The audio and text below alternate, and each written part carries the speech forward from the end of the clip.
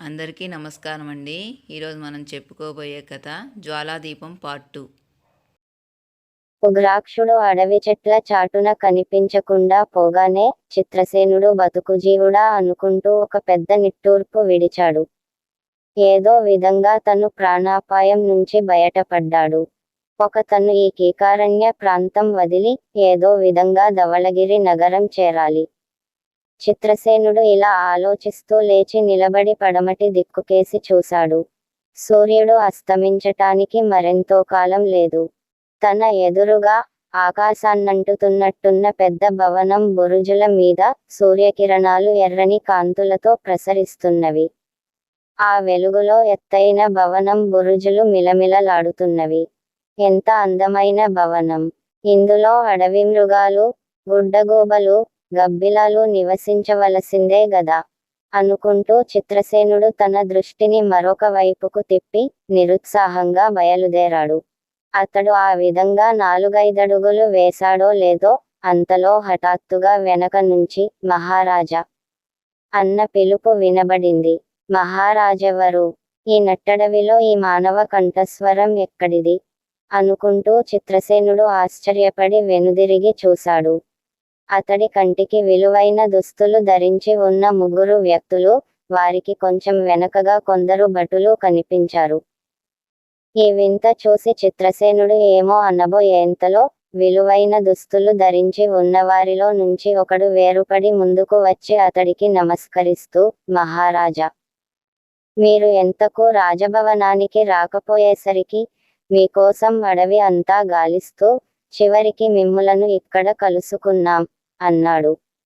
నేనా మహారాజును అంటూ చిత్రసేనుడు విస్తుపోయాడు. చిత్రసేనుడిలా అనగానే ముందుకు వచ్చి అతన్ని మహారాజా అని సంబోధించిన వ్యక్తి చటుక్కున వెనుదిరిగి, సేనాని, మహారాజుగారు చాలా శ్రమపడినట్టున్నారు. బోయీలెక్కడ అన్నాడు ఆదుర్దాగా.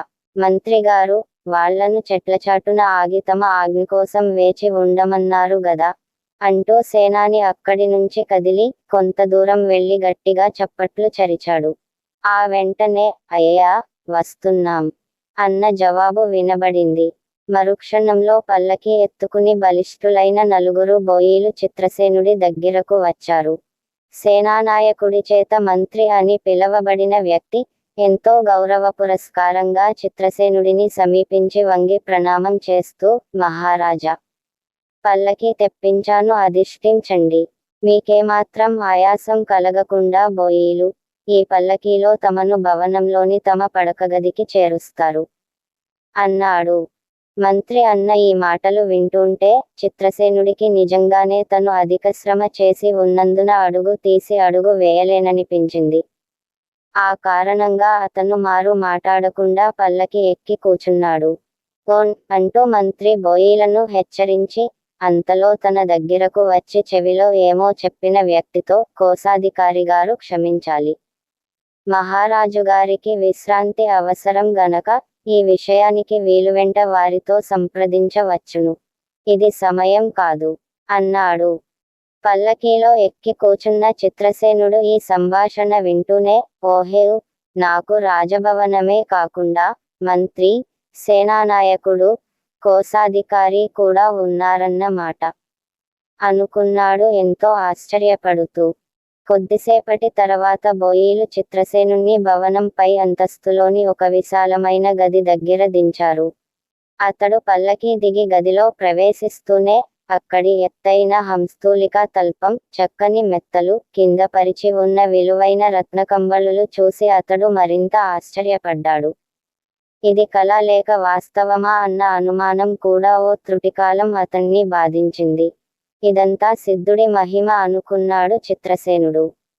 ఇంత చిన్న వెదురుబట్టులో ఆకాశాన్నంటే మహాభవనాన్ని దాచిపెట్టగలిగిన ఆ మహాసిద్ధుడికి ఆ భవనంలో రాజోచితమైన ఇన్ని సౌకర్యాలు, మంత్రి సేనానాయకుల్ని, నౌకర్లను ఏర్పాటు చేయటం పెద్ద సమస్య కాదనుకున్నాడతడు. తనకు ఇంత మేలు చేసిన సిద్ధుణ్ణి గురించి ఎంతో కృతజ్ఞతా భావంతో చిత్రసేనుడు తలపోస్తూ ఉండగా అతడికి పంచభక్ష్య పరమాన్నాలతో భోజనం వచ్చింది. మధ్యాహ్నం నుంచి ఆకలితో నకనకలాడుతున్న అతడు తృప్తిగా భోజనం చేశాడు. తర్వాత హంస్తూలికా తల్పం మీద మేను వాల్చి భావి కార్యక్రమాన్ని గురించి ఆలోచించసాగాడు. ఇలాంటి ఆలోచనల్లోనే చిత్రసేనుడికి నిద్రపట్టింది. అతడికి మెలకువ వచ్చేసరికి గది గవాక్షం నుంచి లేత సూర్యకిరణాలు లోపలికి ప్రసరిస్తున్నవి. తను ఒక రాత్రి ఆ అపూర్వ భవనంలో గడపానని, సూర్యోదయం అయిందని అతడు గ్రహించాడు. వెంటనే తల్పం మీది నుంచి లేచి కాలకృత్యాలు తీర్చుకుని గది నుంచి బయటికి రాబోయేంతలో మంత్రి వాకిటి దగ్గర తారసపడ్డాడు. మహారాజుగారు రాత్రి సుఖనిద్ర పోయారనుకుంటాను. అనుమతి అయితే రాజ్యానికి సంబంధించిన ముఖ్య విషయాలు నివేదించగలను అన్నాడు మంత్రి. రాజ్యం గురించి కాని, దానికి సంబంధించిన వ్యవహారకాండ గురించి కాని చిత్రసేనుడికి ఏమీ తెలియదు. ధవళగిరిని తండ్రి పాలిస్తున్నాడు. ఆయన తర్వాత సింహాసనాన్ని అధిష్ఠించవలసిన వాడు అన్న శూరసేనుడు.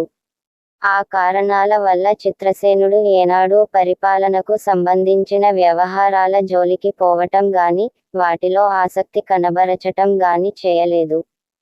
కాని మంత్రి వాటి ప్రసక్తి తేగానే అతడికి చప్పున తన తల్లిదండ్రుల సంగతి జ్ఞాపకం వచ్చింది.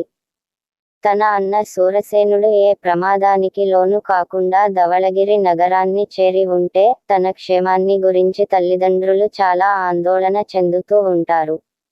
కనుక ముందుగా తన క్షేమ సమాచారాల సంగతి వారికి ఎరుకపరచటం మంచిది. చిత్రసేనుడు ఇలా అనుకుని మంత్రితో, మీకు ధవళగిరి నగరం గురించి తెలిసే ఉంటుంది. దానికి రాజైన తారకేశ్వరుడికి నేనిక్కడ క్షేమంగా ఉన్నట్టు వార్త పంపండి. తతిమ్మ విషయాలు వీలువెల మాట్లాడదాం అన్నాడు. చిత్తం మహారాజా, అలాగే కబురు పంపుతాను. కోశాధికారి, మన కోశాగారంలో ప్రస్తుతం ఉన్న ధనం గురించి, ఇతర విలువైన వస్తువుల గురించి లెక్కకట్టి ఒక జాబితా తయారు చేశాడు. ఆ జాబితా తీసుకుని ఆయనను ఇప్పుడు ఇక్కడికి రమ్మని సెలవా అని అడిగాడు మంత్రి వినయంగా. ఆయన ఇక్కడికి రానవసరం లేదు. ఆ జాబితా ఏదో పంపమనండి చాలు అన్నాడు చిత్రసేనుడు. కొన్ని నిమిషాల తర్వాత నౌకరు ఒకడు జాబితా తెచ్చి చిత్రసేనుడికి ఇచ్చాడు.